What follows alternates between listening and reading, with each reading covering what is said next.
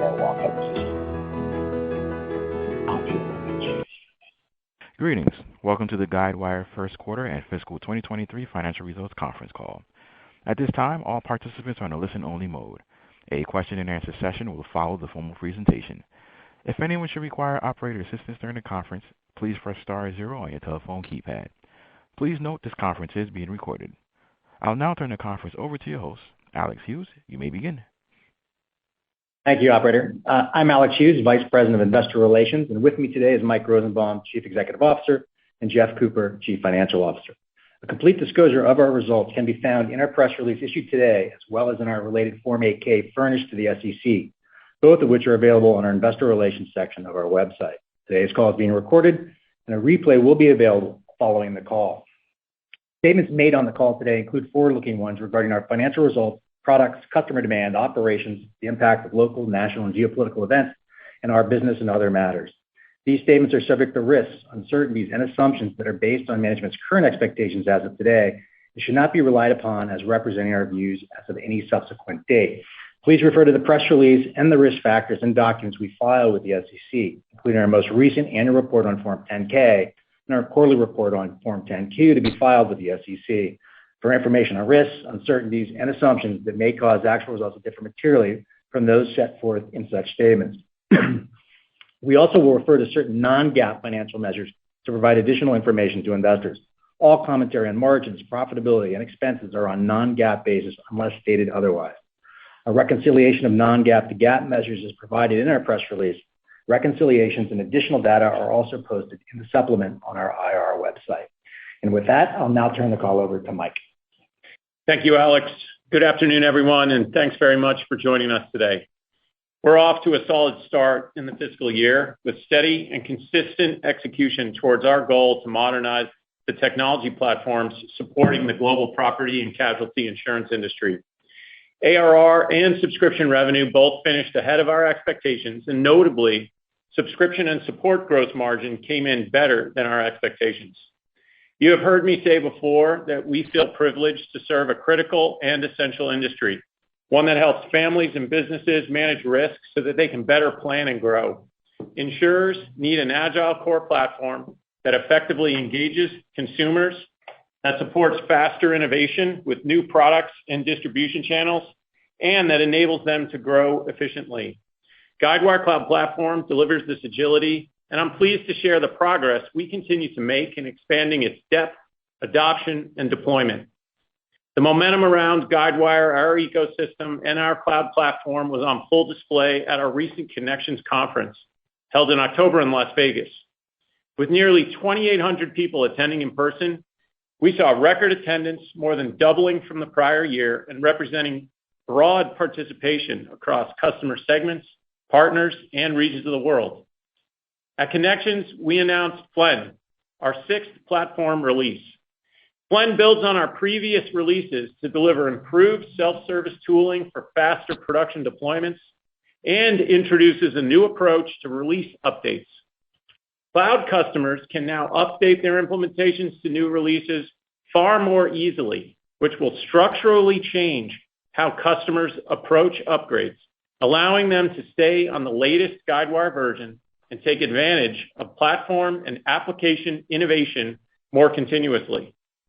We also released our digital framework, Jutro, which enables customers to launch new digital experiences built on InsuranceSuite quickly and easily.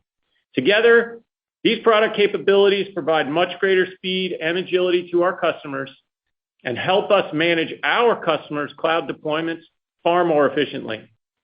But the real highlight of Connections was hearing customers share their cloud visions, journeys, and outcomes with Guidewire.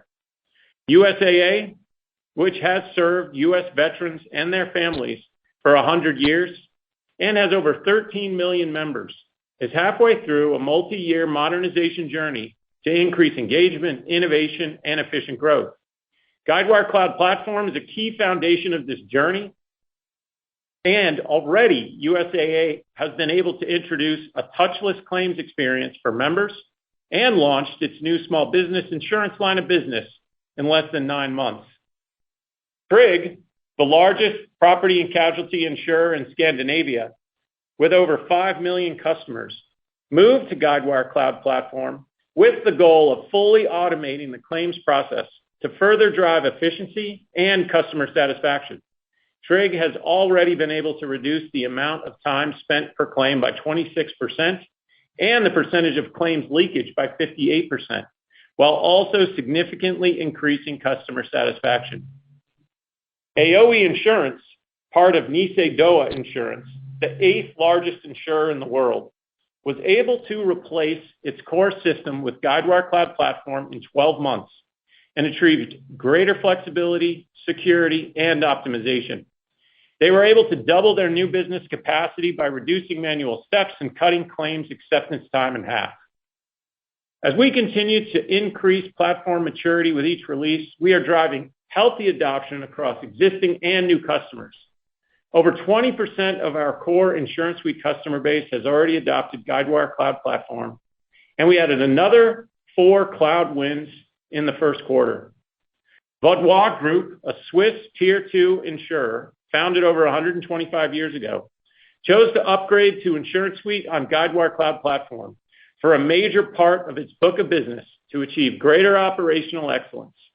Vaudois Group initially adopted InsuranceSuite self-managed, but before deploying, elected to upgrade to Guidewire Cloud. Santa Lucia SA, a Tier 2 insurer in Spain, selected InsuranceSuite on Guidewire Cloud Platform for their largest line of business, funeral insurance and end-of-life support. Santa Lucia decided to modernize policy, claims, and billing on GWCP because of our market-leading presence, combined with our platform adaptability and flexibility. This is our first InsuranceSuite Cloud customer in Spain, and we're excited about the future potential in this market. Builders, a mid-sized mutual insurer specializing in workers' compensation and construction, operating in 22 states, selected full InsuranceSuite on Guidewire Cloud Platform to replace their legacy mainframe-based system and to establish a new technology framework that improves their customers' experience, increases productivity, and supports future growth. Finally, RVOS, Farm Mutual Insurance, based in Texas, adopted InsuranceNow for its functionality, configuration, upgradability, and self-service capabilities. In addition to these cloud decisions, we also saw 3 insurers, including 1 in Japan and 1 in South Africa, opt to begin a modernization with Guidewire on-prem.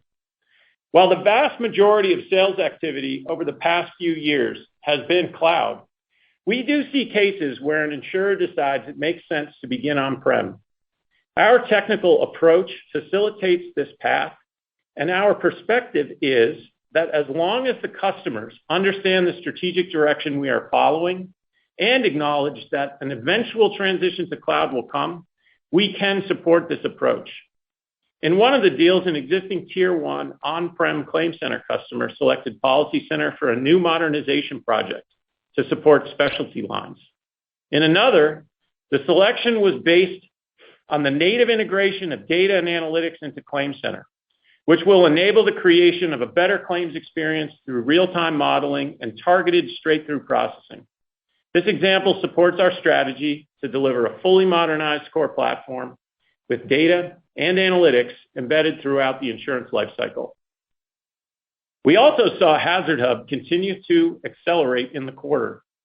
This was highlighted by a meaningful deal at Frontline Insurance Company, a large home and commercial property insurer operating in Florida, Alabama, Georgia, and the Carolinas.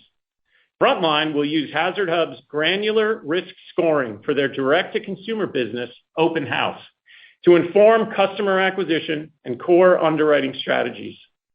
We are very pleased with the continued success of this product as it offers us a new, faster sales cycle and a more flow-based business that might in the future complement our core system sales dynamic. Turning to operations. At Analyst Day, we talked about our focus on driving improved platform efficiency as we expand breadth and adoption.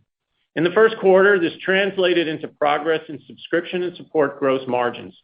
This is an area we will continue to stay focused on and expect to improve steadily as we deploy more customers in the cloud, roll out new self-service capabilities, and generally improve the efficiency of our cloud platform, while at the same time always continuing to ensure that our customer implementations are resourced and managed to ensure that the greatest possible degree of success.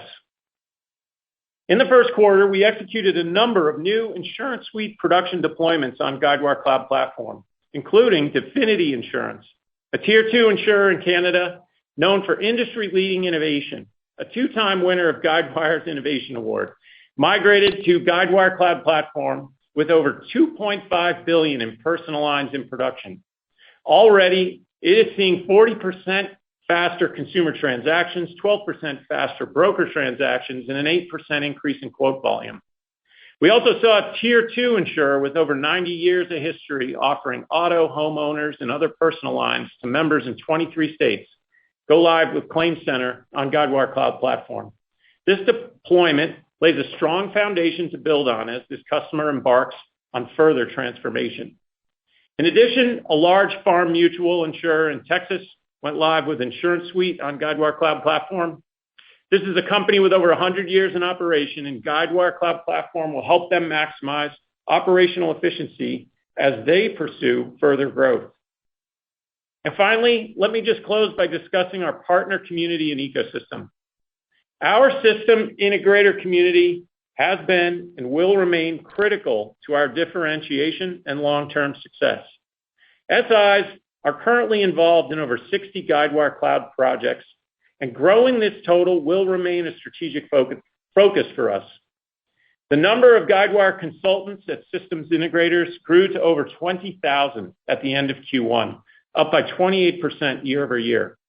We also continue to see cloud momentum build in this community, with the number of cloud-certified consultants sustaining growth of over 100% year over year and passing 5,800 at the end of Q1. This gives our customers a valuable bench of cloud-trained professionals to draw on as they start down the path of modernization or embark on cloud upgrades. We are also seeing momentum in our solution partner community. In the first quarter, 19 more solution partners joined Guidewire's marketplace, bringing the total to nearly 180.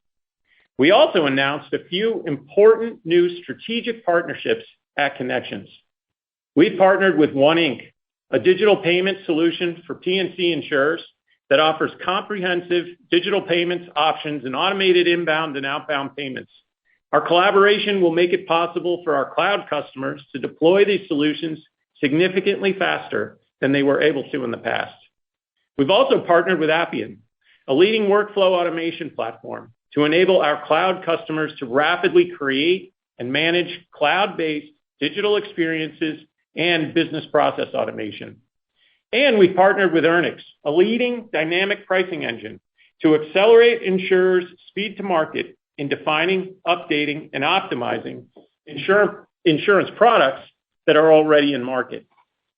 In summary, Q1 was a great quarter and a solid start to the fiscal year. We continue to expand our platform in critical areas. We continue to sell new modernizations and cloud upgrades. We continue to expand our ecosystem and deliver successful production go-lives, and continue to make steady progress on cloud operating efficiency. All of these critical elements of our plan that reinforce each other and demonstrate steady progress towards strategic cloud leadership in our market. With that, I'll turn it over to Jeff. Thanks, Mike. First quarter ARR ended at $673 million, ahead of our expectations. Q1 is always our slowest quarter, but we were pleased to see some exciting cloud wins, most notably meaningful progress in EMEA. Total revenue was $195.3 million, just above the high end of our outlook. Cloud strength continues to be visible in subscription revenue, which was $79 million, up 38% year over year. Subscription and support revenue was $99.1 million, up 25% year over year. License revenue was $41 million, up 2% when compared to Q1 last year. Services revenue was $55.3 million, up 18%. Services revenue benefited from ongoing increases in the number of cloud implementation programs. Turning to profitability for the first quarter, which we will discuss on a non-GAAP basis, gross profit was $83 million. Overall gross margin was 42%. All of our margin disclosure for the quarter and for the comparison periods reflect our updated allocation methodology for headcount-related costs for IT, payroll, and procurement. As a reminder, and as we discussed on our Q4 earnings call in September, we moved headcount-related costs of IT, payroll, and procurement to G&A expense. Previously, we allocated these headcount costs out to other expense lines. Subscription and support gross margin was 49% compared to 45% a year ago. This was ahead of our expectations due to increased cloud infrastructure efficiency and slower than expected hiring. Services gross margin was -9% compared to +10% a year ago. As discussed in prior quarters, we are working through some complex early cloud projects and have been leveraging subcontractors at higher than normal levels. We are making steady progress through these programs and expect services to return to positive margin in the second half of the fiscal year. Operating loss was $35.9 million. This included $2.9 million of severance expense, half of which impacted sales and marketing expense. Also, as previously mentioned, G&A expenses were negatively impacted by the reallocation adjustment. This had an $11.3 million impact on G&A expenses in the quarter. Overall stock-based compensation was $35.1 million, up 9% from Q1 of last year, which is generally in line with our growth in overall compensation expense. We ended the year with $868.5 million in cash equivalents, and investments. In Q1, our board authorized a $400 million share repurchase program, and as part of that, we initiated a $200 million accelerated share repurchase program that we expect to complete in Q3. Turning to our outlook for the fiscal year 2023, we are maintaining our ARR outlook of $745 million-$760 million.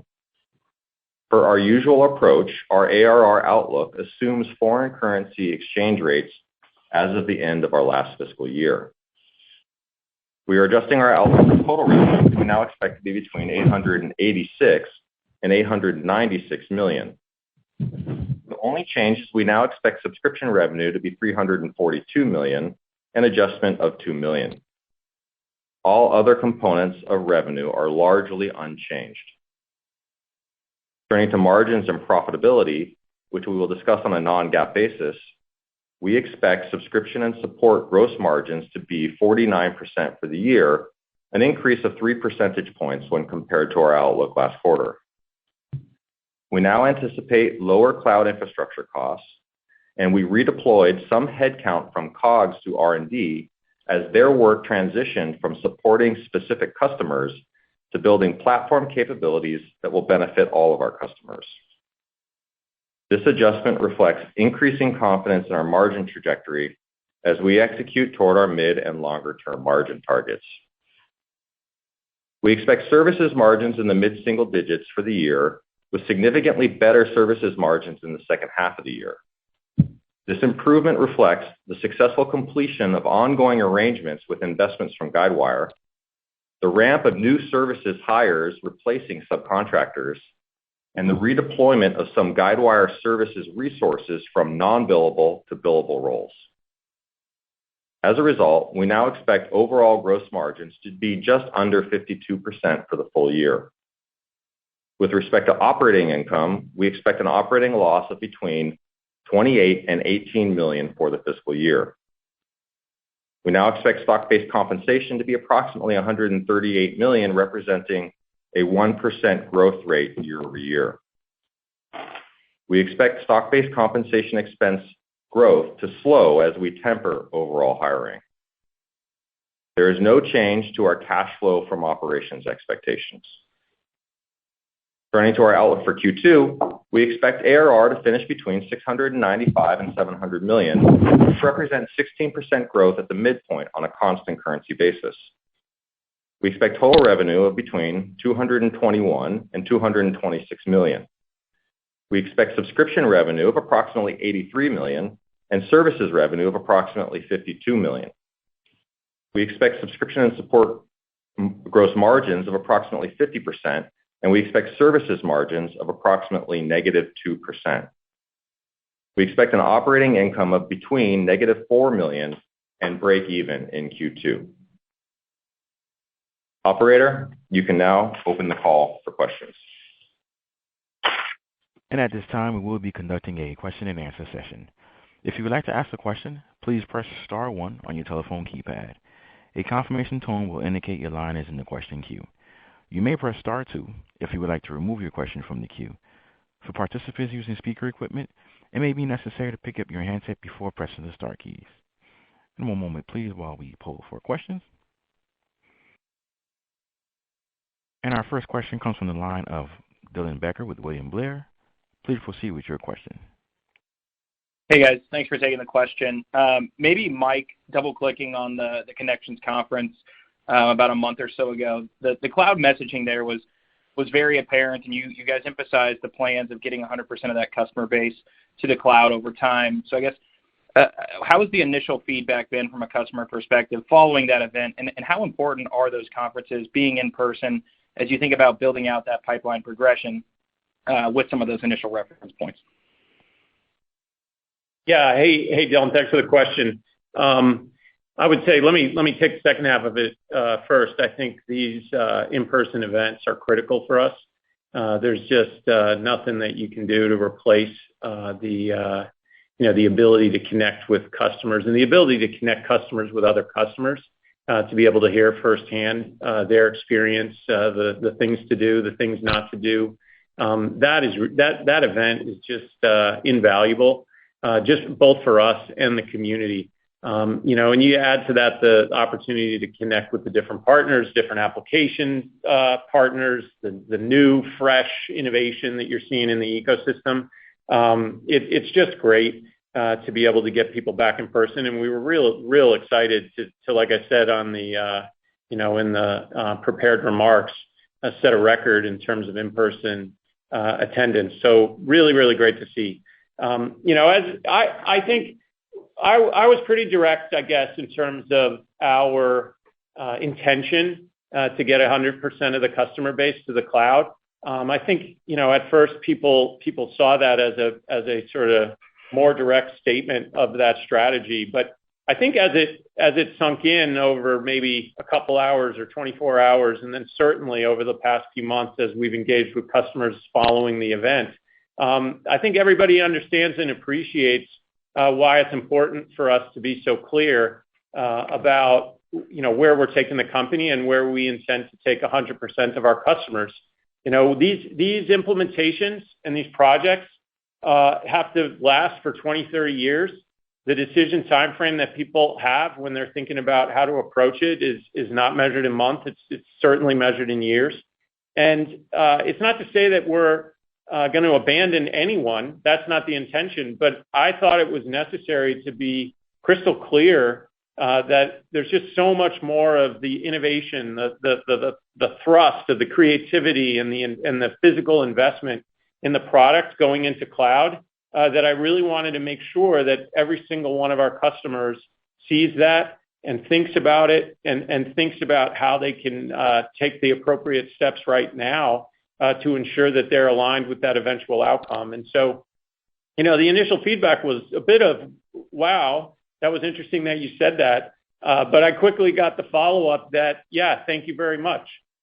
We actually had one customer who, as I said in the prepared remarks today, we do occasionally sell, even today, even in this quarter, an on-prem deal. But we had a customer had a long conversation. They had done an on-prem deal previously in the year, and they said after Connections and my keynote and the sessions that they were able to participate in, they were sitting down to make a more concerted effort about making a plan to get to cloud. And so, it was I'd say received on the whole very constructively, is the summary way to answer your question. So hopefully that helps, and thanks for the question. Yeah, no, absolutely. And great to hear. And maybe piggybacking off of that as well, too, I think there was a an important implementation in the quarter at Massif, and maybe one of the largest ones you guys have done to date, particularly in Europe, and somewhere you guys called out strength from an ARR perspective. So I guess wondering, first, how important is that implementation relative to kind of a market validation perspective? And then also driving kind of some nice initial margin leverage here. Maybe how are you thinking about some learnings of moving that complex book of business as some of those other customers are kind of thinking about their own migration roadmaps? Yeah, so thanks for that. Thanks for the question about them. One thing I would say is our attitude is every single one of our customer implementations is just as important as every other. I'm 100% committed to ensuring that we're doing everything we can to make sure that every single implementation is a success. This was it's funny, like when I first was talking to the board and talking to Marcus about joining Guidewire, this was one of the most memorable parts of the way that they talked about the company, is that because of the nature of these projects, we have to make such a huge commitment to ensuring that they are successful. And, that sounds emotional, but it's really strategic, right? Because if you think about what do you want from a core system vendor, you want somebody who's completely committed to ensuring that the project's successful. And for them, and for us, if these implementations last 20, 30 years, then this is going to, in the end, be, sort of economically positive for both of us. But we are committed to everybody being successful. So, you talked about Massif. That project's going well. It's critical to us that we have a success in Europe at scale. It's critical to us that we have a success in the market in France. And so we are very focused on that, just like we are many of our other customers. So I wouldn't call out anything in specific there, but it is certainly one of the programs that we pay close attention to. Maybe not so much because we care about it being successful more, but just because it's big and complicated and requires that level of focus. Got it. Super helpful. Thanks, guys. Thank you. Our next question comes from the line of Ken Wong with Oppenheimer and Company. Please proceed with your question. Great. Thank you very much. Mike, I wanted to maybe just check in with you on what you're hearing from customers in terms of how they're thinking about macro. Last quarter, obviously, how deal composition maybe changed a little bit. Any sense from your conversations with customers on any incremental caution, or what were you hearing from them as far as how they're thinking about core systems and IT budgets? I would say the answer to that question has not changed over the past few quarters. I'd say that the insurance industry is a very stable industry relative to maybe the other buying behavior you see from other tech companies that are more horizontally focused. We consider that to be a sort of lucky characteristic of Guidewire's focus. That said, there still is the concerns associated with tracking inflation closely and making sure that the system, the rate changes, the claims expense, all those sorts of things are balanced. Now there's a deal that we're working on in the pipeline right now where there's some changes to the operating model associated with inflation that's having an impact on when exactly the Guidewire deal will flow through the system. But I wouldn't characterize these things as macro headwinds, but more just normal course of business and selling core systems to the insurance industry.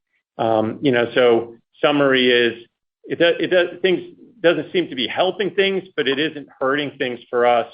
And I really feel like our destiny is in our own hands. If we execute effectively and we provide the value that we think we need to provide, we're going to be able to hit the targets and grow the company based on the forecast that we've laid out. Got it. Fantastic. Thank you for the context there. And Jeff, just one quick one for you. Really nice uptick on that subscription and support gross margin line. How much of that is kind of seasonal? I think typically Q1 does see kind of a bit of an uptick versus actually getting some solid progress on the efficiency front. Yeah, that's one of the highlights from my perspective of the quarter. I wouldn't categorize it as seasonal. There can be some quarterly fluctuations, but that was a result of some real hard work that we've done over the last year and in collaboration with the finance team, the cloud operations team, the product development team to drive much more efficiencies through how we manage our cloud infrastructure. So a real positive element there that we've been working on for some period of time. And there's still we're still learning a lot in terms of how customers consume our products and what this will look like, but some positive signs there that we all felt really confident in. As we look ahead, we were able to kind of adjust our target for subscription and support gross margins up a few percentage points, which was positive as well. Some of that benefit was a result of as we saw some of the efficiencies of the platform, we were able to repurpose some headcount and move them back into product development, where they were doing more platform-specific work rather than customer-specific work. And so that also was a benefit that's flowing through our guide as we look for the full year. Okay, fantastic. Great work, guys. Thank you. Our next question comes from the line of William McNamara with BTIG. Please proceed with your question. Hi, thank you for taking my question. Wanted to just follow up. You mentioned hiring plans and how they've slowed down a bit. Just curious to know if there are certain areas you're, aggressively trying to hire in to kind of, fill potential like implementation needs, things of that nature. There's no specific area. The pace of hiring has definitely slowed down, and I think that there was a period of time over maybe the last year, I'd say maybe a little bit further out, where we were concerned about attrition. And so when you're concerned about attrition, you're trying to make sure you get all of the appropriate roles filled. You're really focused on gearing up hiring and recruiting to make sure you can compensate for any attrition that you do see. That didn't materialize as significantly as we thought it might. And at this point, we're not really seeing any gaps or strategic gaps or anything like that. It's just sort of slow and steady approach to managing the company and ensuring that we're making, as Jeff and I have said, steady improvement on the margins. So nothing out of the ordinary. Okay, great. Thank you. Thank you. And our next question comes from the line of Rishi Jaluria with RBC. Please proceed with your question. Oh, wonderful. Thanks so much for taking my questions. I wanted to maybe start out with, coming out of Guidewire Connections, one of the pieces of feedback we got from the partners is cloud demand is definitely, really strong, and customers are very much interested in migrating to the cloud. But one of the things that some partners told me that is maybe holding them back is, that they've built so much customization and custom apps on premise, and that makes it harder to kind of migrate to the cloud version. Can you talk to, what kind of steps you can take to make that migration path a little bit more painless? And then I've got a follow-up. Super question. So, this is something we spent a lot of time thinking about, obviously. These things end up being super, super complicated. And so, somewhat the answer to your question is, 1,000 little details. But I'll give you some examples. Number one, I think when we started the journey, we had a sort of view for the types of customizations, the types of configurations, characteristics of the implementation that we thought were acceptable and not acceptable when those implementations landed on our cloud platform. As we've gained experience, we've been able to hone those requirements. And so, maybe a lot more of those things that we thought at first were, inappropriate or not something we could support, that maybe they could be things that we could support or support them in certain ways. And sort of that experience enables us to really hone what the requirements are for, things like integrations or customizations that are running on the platform. The other thing that we could do, is facilitate the conversion of those customizations to something that'll work more effectively on cloud. An example here is we have something called Advanced Product Designer, which is sort of a new way to build out an insurance product. on our platform. And when you use Advanced Product Designer to build out that product on our platform, you just get a whole bunch of features for free, right? We're able to build APIs to be able to integrate that product into different applications. We're able to make a digital interface for that product much more efficiently. But for a customer that's already built their products in the on-prem version of Guidewire, they were looking at having to rebuild that product using Advanced Product Designer. So we built something called APD retrofit, which is a mechanism for us to take most of the product definition that exists on-prem and convert it efficiently to an APD-based product, which enables that customer to more smoothly transition to the cloud and take advantage more of the benefits of the cloud version of the product. And so that's one example that is relatively important and strategic. But you want to think about lots and lots of these things that relate to the various components of an implementation. And those things will just build and build and build over time, as we get more and more experience and we do more and more of these migration projects. So hopefully that helps give you a little bit of color. But what the partners are telling you is real. That there is a difference between the on-prem implementations and what we really want to see and what the customers want to get out of the cloud implementation, and that I would say is just something that needs to be accounted for in the planning for each one of these migrations. Got it. No, that's super helpful. Appreciate that example. And then Jeff, just a quick follow up to continue on the margin question. So saw continued improvement, on the subscription gross margin side, right? If we do the kind of back in the envelope math, above 40% for the first time in a while.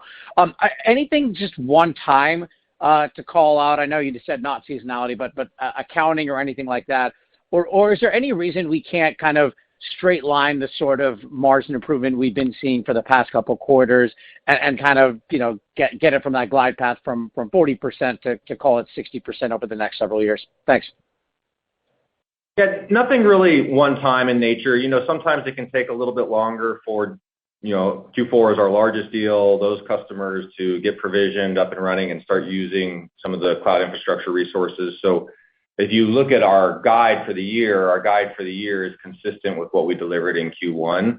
But in terms of kind of one time in nature, nothing in particular to call out. This has just been, a lot of progress that we made over the last 12 months. You may remember it was about a year ago when in Q1 last year, we had a little bit of surprise in some of our cloud infrastructure costs, and we've done a lot of work to get that in a much healthier place. So yeah, in general, as you look over the longer term, if you look at our long-term models, it is implied that there will be steady progression as we track towards those targets.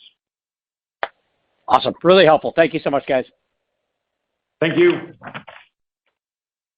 Our next question comes from the line of Parker Lane with Stifel. Please proceed with your question.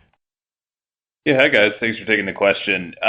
Mike, I was hoping you could dive in a little bit more on the decision to use Guidewire on-prem as a stepping stone to the cloud. I think it was 3 insurers that opted for that during the quarter. Why is that the right approach today? And then 2, when they talk about the modernization side of it and the eventual migration to cloud, when a customer has made that decision today, are they still thinking about this as maybe multiple years down the road, or does it accelerate the timeline, to perhaps the next 12 to 18 months? Yeah, thanks for the question. So, first of all, I want to make sure everybody understands that I think that this is a, sort of a positive attribute of the choices we've made about the technical architecture. Obviously in a perfect world, you would want everybody to go straight to cloud. But every single customer is different. The circumstances around their overall enterprise environment are all very, very unique. And there's a lot of different variables that are at play in terms of a customer making this sort of decision.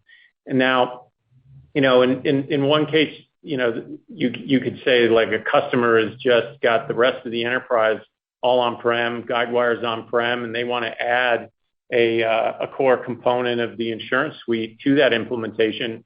And that just makes sense for them to do that modernization on a Guidewire core, but without making the overall leap to cloud. And that may be driven by the overall strategy, overall cloud strategy at that customer. Other circumstances, there can be some regional differences around people's proclivity to accept cloud as a safe and secure place, and we're constantly working on that, and we're constantly making progress. But like I've said a couple times, I mean, these decisions are 20, 30-year decisions, and if we can get ourselves established and we can make sure that the customers are crystal clear about the real strategic direction of the company and acknowledge clearly that eventually these implementations will move to our cloud, I see it as a positive characteristic. I'll also refer to you to Vaudois that we called out in the prepared remarks. This is a customer that made a decision to go on-prem, and in the process of that implementation, made the decision to move to cloud. And so this happens, and so even though we are, doing these deals, and it probably seems, and even to me, sometimes seems like a sort of bit of a head scratcher, there is real logic behind this, and I do think that it's a positive characteristic of the architecture and the strategy of our company, especially as you think about Guidewire. I know it's tough sometimes, but if you think about Guidewire over a 10 or a 20-year time horizon, this makes a lot of sense. Got it. Very helpful feedback. Thanks again. Thank you. Our next question comes from the line of Michael Turrin with Wells Fargo Securities. Please proceed with your question. Hey, thanks for taking the question. Just in terms of capital allocation, I mean, you announced the buyback. You've clearly been active around. Can you just provide us with an update on how you're assessing the trade-offs and uses of cash in the current environment? And then just the second part I'll ask up front. On the free cash flow side, negative for Q1, but you're holding on to the cash flow from operations guide for the fiscal year. Can you just remind us anything we should be mindful of in updating models around seasonality on the free cash flow side? Thank you. Yeah. So on the capital allocation side, we're obviously executing on our $200 million accelerated repurchase program. Once we complete that, which we expect to complete in Q3, we'll revisit the authorization for the other $200 million. We continue to think that where Guidewire is trading today, that there's no greater use of our cash at this point in time than buying back some of our shares.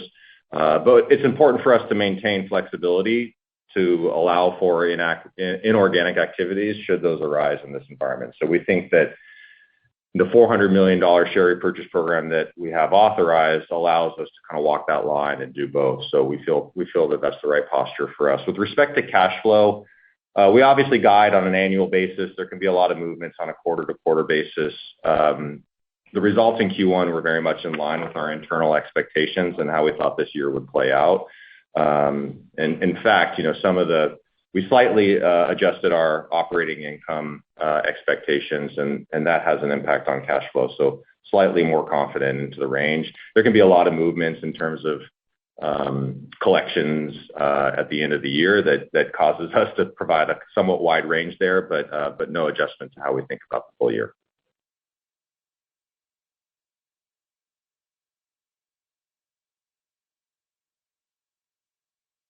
And our next question comes from the line of Joe Vruwink with Baird.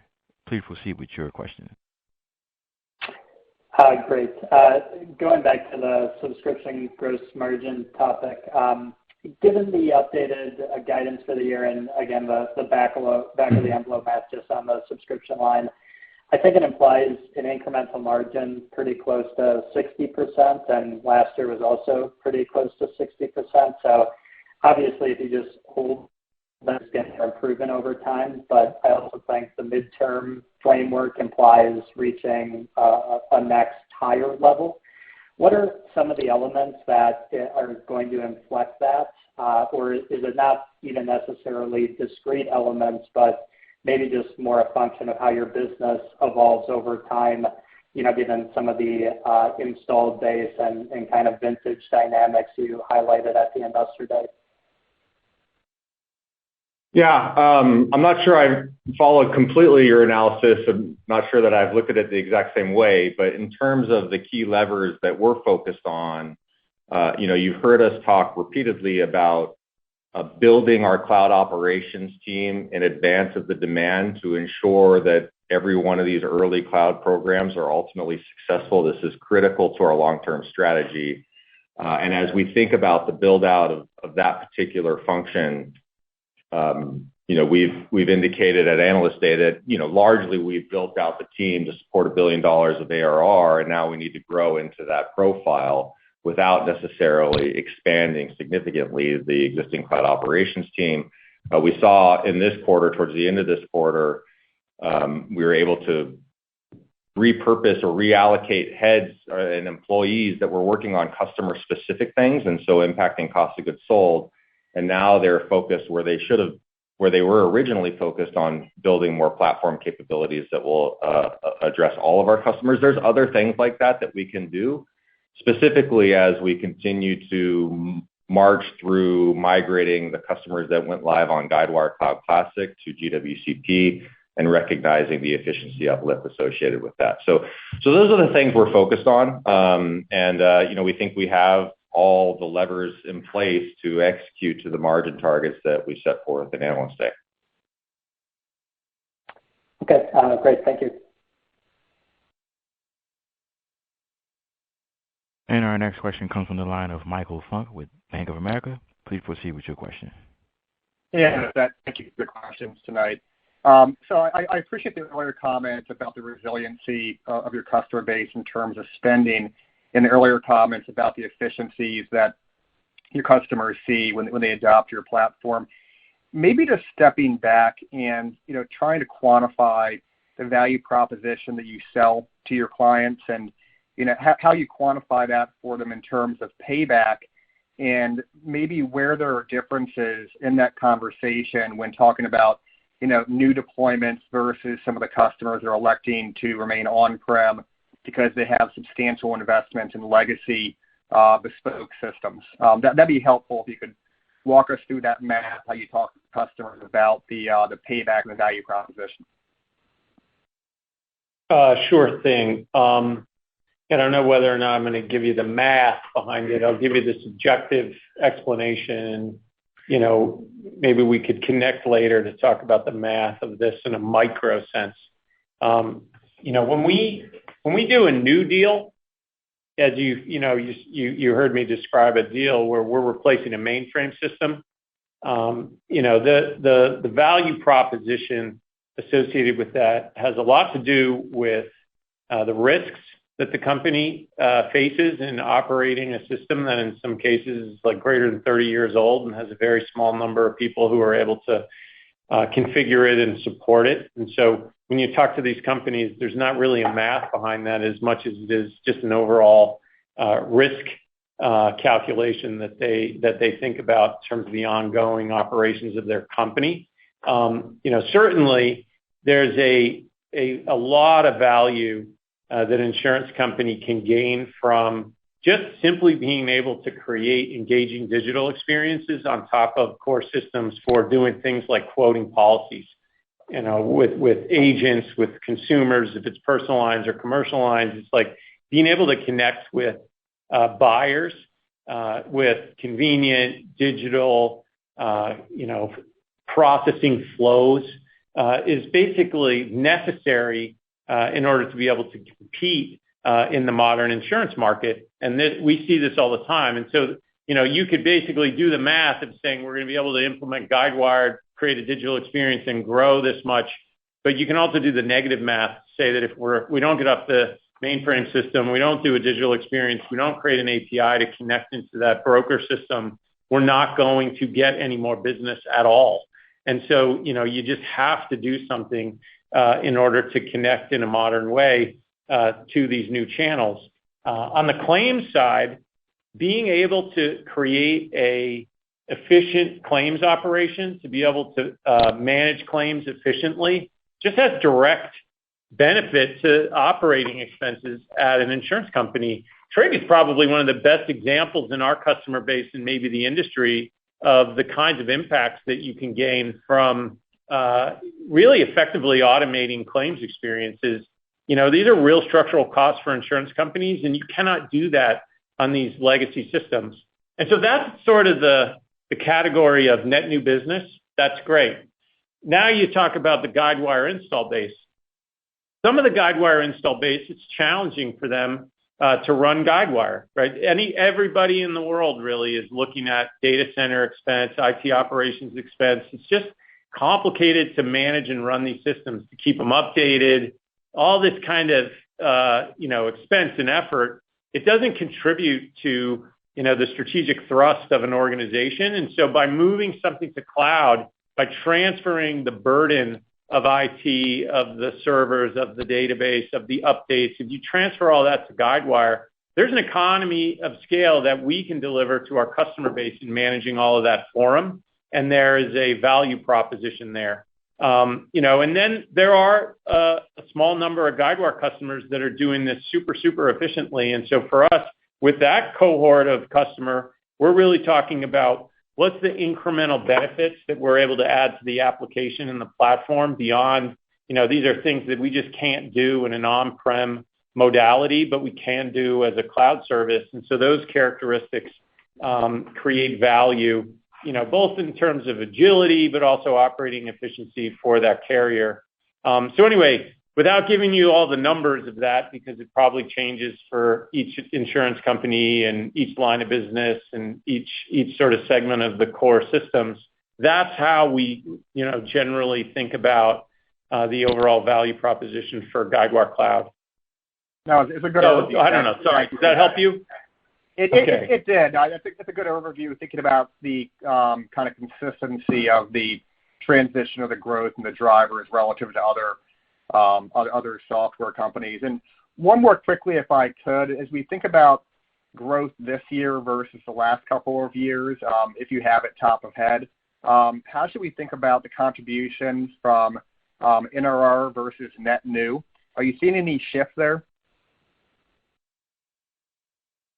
Yeah, I mean, I'd say we've over time built up a pipeline of ARR that flows in from what we call our backlog from ramped deals. And so, that's a pretty meaningful part. We are starting to see a bit more new, RFPs or new modernization programs. For a little while, that was sitting on the sidelines because those folks were making the decision to kick the can down the road while they sat on the sidelines and waited for a bit more cloud maturity. So we're starting to see that come back to market, which is exciting for us. But no material shift in terms of the overall model. I mean, I think we're still going to get a lot coming from our install base and our customers, a significant amount coming from deals that we sold in prior periods as those ramps flow through the model. And then, we're always very focused on new modernization programs. Okay. Thank you for the time. I appreciate it. Thank you. And our next question comes from the line of Alexei Gogolev with JP Morgan. Please proceed with your question. Hello, everyone. I had a quick question on cybersecurity. Does the standardized multi-tenant nature of Guidewire Cloud allow you to invest more into security compared to some of your peers? And I was wondering if you've disclosed any of those investments in the past, or maybe you can give us some examples that highlight your security superiority versus peers. Yeah, I think the way we think about this is that the centralization of the management of a system facilitates a greater degree of security for that system. And that's simply because we can patch Guidewire and the various implementations that are running on Guidewire Cloud more efficiently than we are able to patch and maintain the systems that each of our customers are individually running.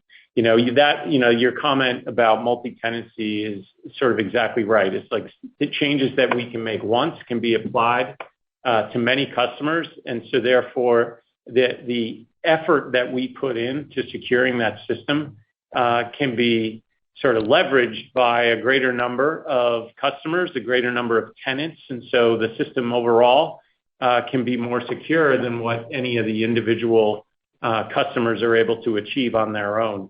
There's been, a few conditions that have come up and, examples of this where we were able to ensure that the Guidewire Cloud implementations were quickly, patched for vulnerabilities in a way that it was just a lot more cumbersome for us to get those patches, those updates pushed out to all of the on-prem customers that were impacted by this. And I think in the end, you see this throughout enterprise software is that, these centralized systems just get this benefit of a central focus on security, the sort of idea of a limited number of code lines in order to patch and secure.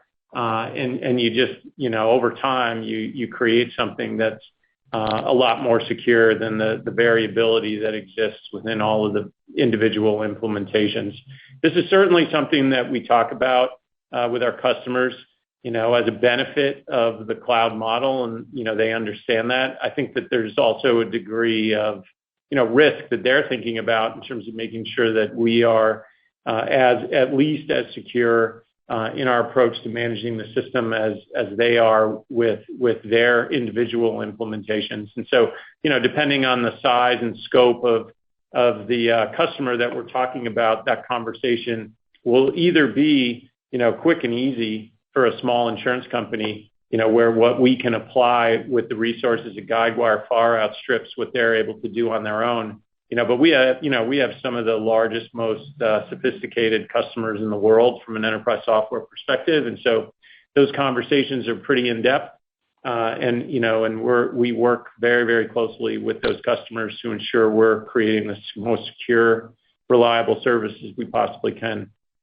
So I hope that gives you a flavor for how we think about this and why I think it's, certainly a benefit of the model here at Guidewire. It does. Thank you. All clear. Okay, great. Thanks a lot. And we have reached the end of our question and answer session, and I'll now turn the call back over to Mike Rosenbaum for closing remarks. I just wanted to say thanks, everybody, for participating on the call today. We're thrilled with the continued momentum in the cloud and new and existing customers.